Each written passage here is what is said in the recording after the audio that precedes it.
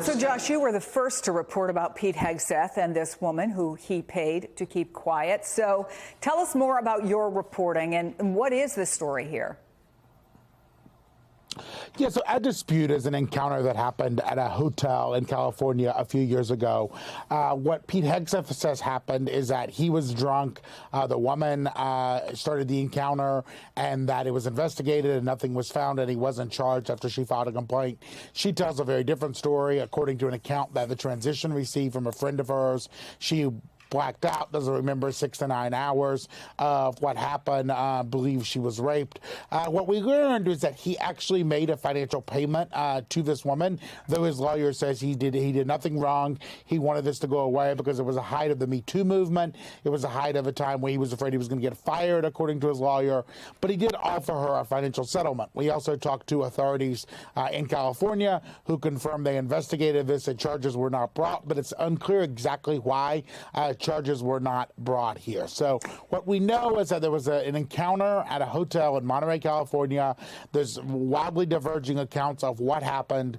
He paid the woman and asked her not to disclose. Part of it was a confidentiality agreement, so she wouldn't disclose her side or continue making comments about it.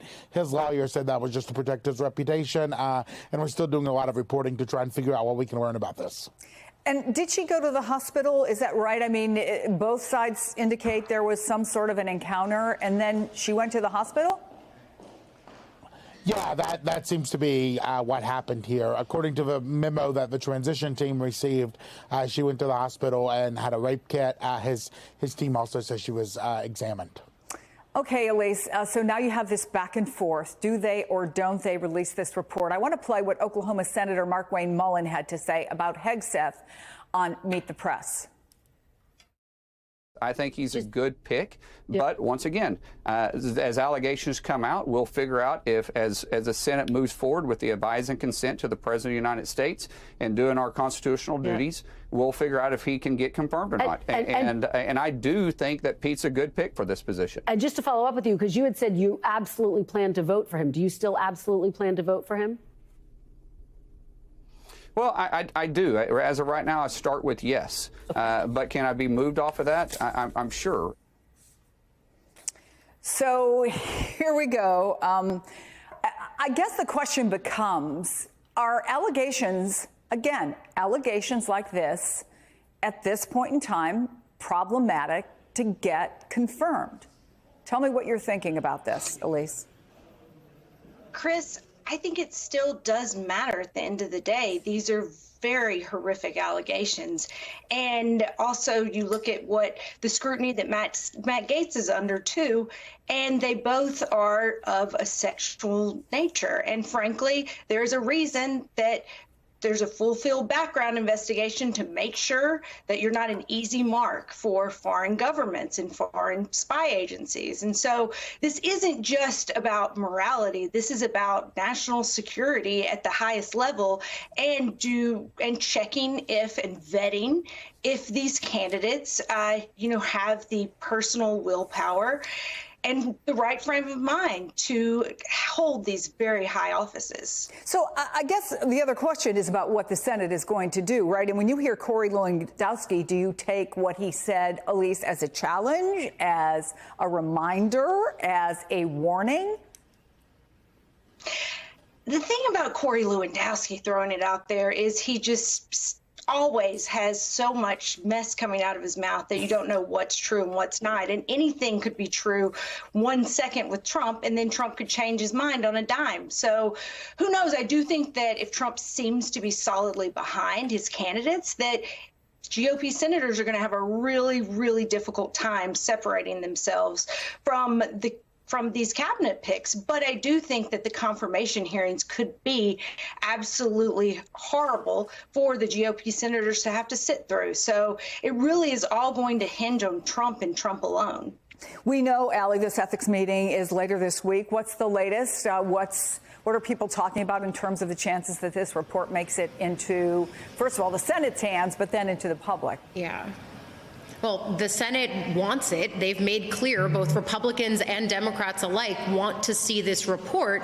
But I was just talking a little bit about the tension that's already happening here on Capitol Hill. You've got senators asking to see it. You've got the Speaker of the House saying he does not want the Ethics Committee to release it, in part, again, because typically the Ethics Committee only has jurisdiction over people who are still members of the House.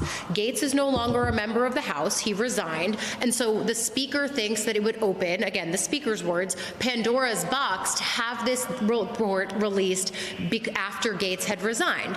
That being said, there is precedent for this happening. It's rare, but it has happened on a few occasions that relevant Ethics Committee reports have been released about members even after they stopped being members of the House. And so that's one of the key things that we're going to be watching here. It's all a game of who's getting squeezed by who right now. The Senate's getting squeezed by the president-elect with the nominees that they are going to have to face in the early part of next year. The House is effectively getting squeezed by one of its own and by the president-elect when the Speaker and Trump are both saying they don't want to see this report released. The Senate's trying to squeeze the House. Everyone has their own leverage point here, and it's ultimately going to be a game of seeing who wins out. So not politically complicated at all. Josh, Donald Trump Jr. was on Fox yesterday and was asked, what happens if some of these choices do not get through? And here's what he said. Listen, there's always, ideas. We have lists of people. We're not just randomly picking a name out of a hat. We're showing him lists of 10 or 12 people for every position. So we do have backup plans, but I think we're obviously going with the strongest candidates first. Some of them are going to be controversial. They're controversial because they'll actually get things done. So I get maybe the implication there is to get things done, you have to be controversial, but we'll leave that for another discussion. Josh, you reported a few days ago that Trump is confident that he is going to get his choices through. Do you think that's changed at all over the last 72 hours, given the controversies and how some of them have even grown?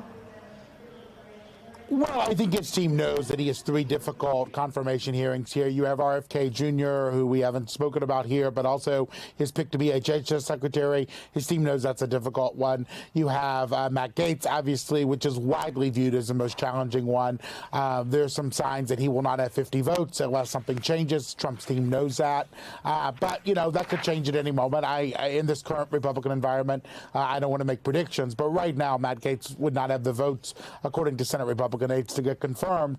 And then you have, obviously, Pete Hegseth, which is a moving situation.